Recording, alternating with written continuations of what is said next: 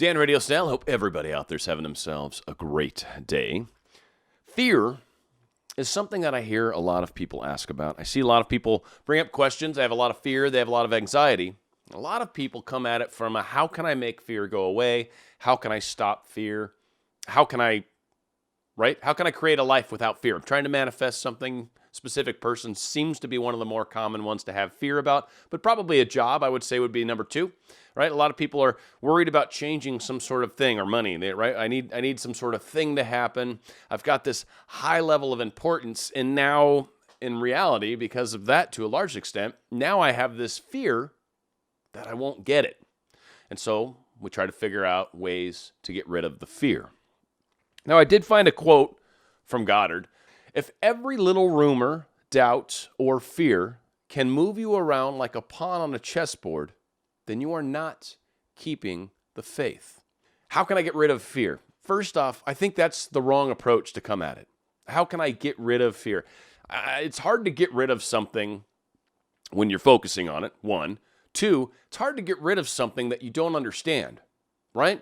Heartburn, for example, right? I get heartburn all the time. I'm not saying I do now, but I get heartburn all the time. So one, there's a whole set of people that want a Prilosec or a pill or something like that, right? Give me a drug that I can take so I don't get the heartburn or don't feel the heartburn anymore. Okay, so that's, I think, what a lot of people want. How can I make the fear go away?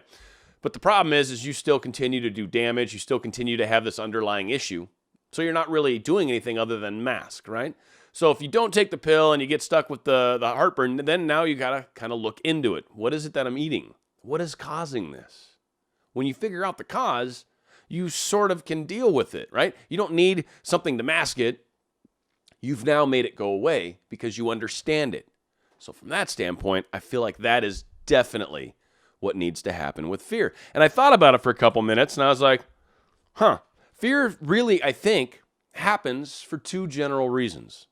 First, you have the will this happen or will this not happen, right? We're doing law of attraction. We're using all these techniques. We're trying to make something occur, and we have a fear that it won't work.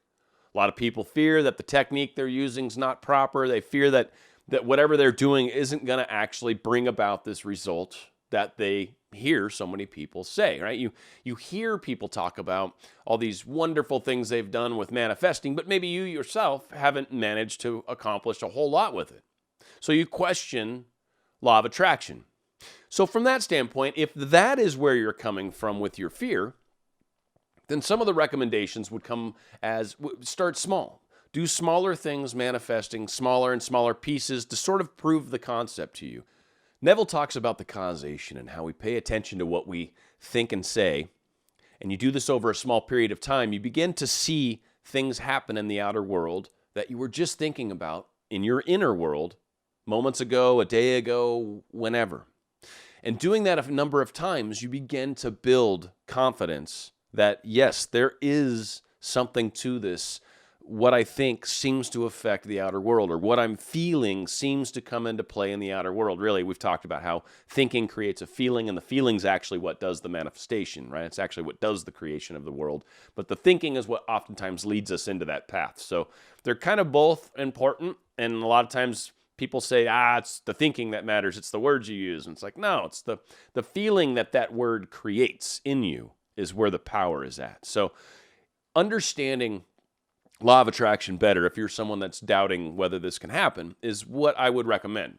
Because once you get to that level of confidence where you know it works, if you're now doubting it's not going to work in this particular situation, well, if you say you understand law of attraction works, then it's really an issue of how much faith do you have in this process. And again, it's not blind faith. I don't think it should be. I think you should challenge this, test this. This is something I've done. Is it always work? No, but it's really weird how almost always this seems to work. Like it's such a high percentage that there's no doubt in my mind, that there is a correlation between what we think about, spend time focusing on, and what we experience in the real world. Now, if you don't have that level of confidence, you might be questioning this or fearing this because your lack of faith in how it works. So practice, do smaller things, get someone to give you a bottled water, find some money, try to open up parking places. I'd like to bump into a friend.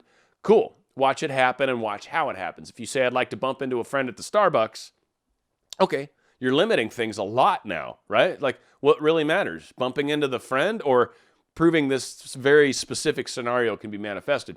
And both can happen. Don't get me wrong. You can manifest that. It might take a little longer. It's a little more specific. You're asking the universe to really line up certain things in a very certain way versus saying, I'd like to bump into that friend anywhere. I don't care where. It doesn't matter. I'd just like to bump into him.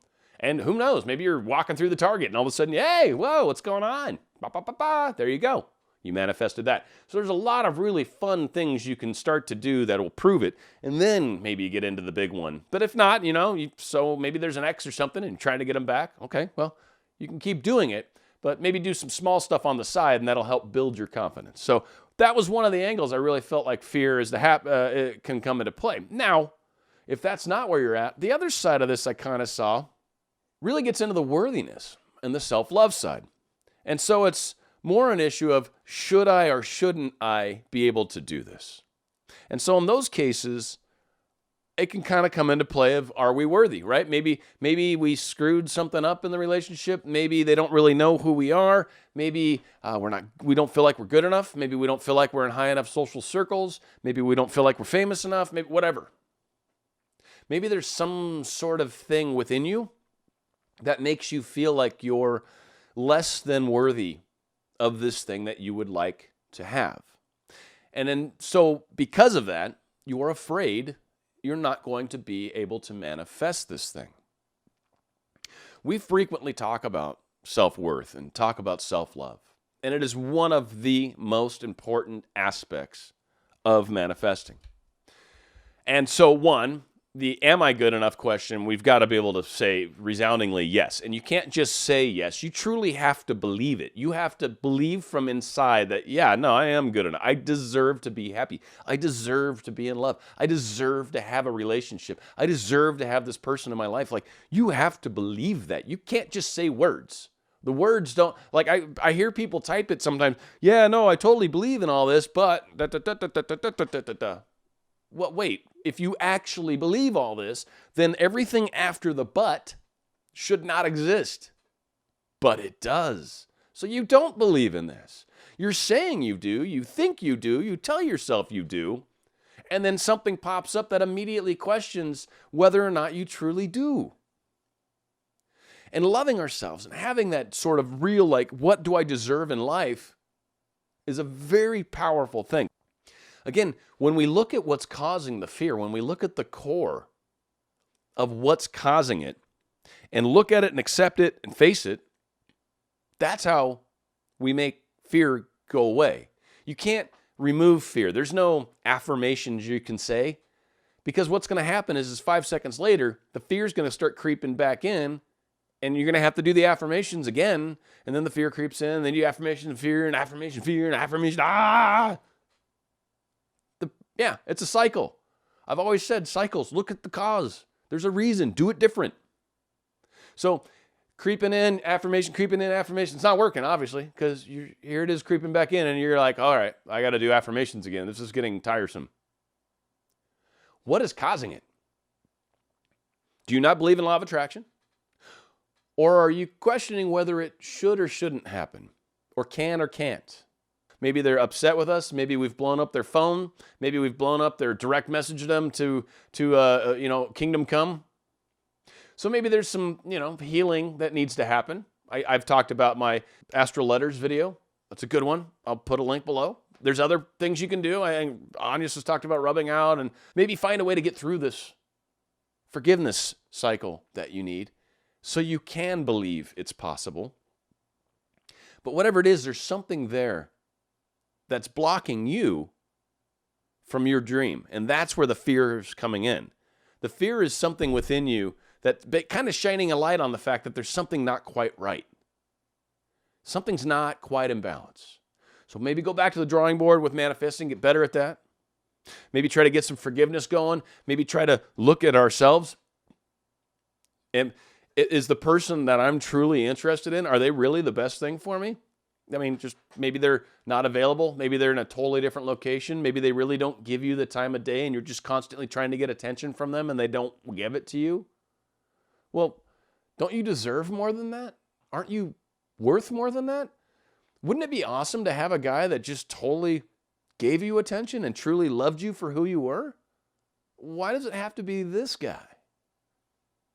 Maybe he's good, maybe he's not. But these are questions that we've really got to look at.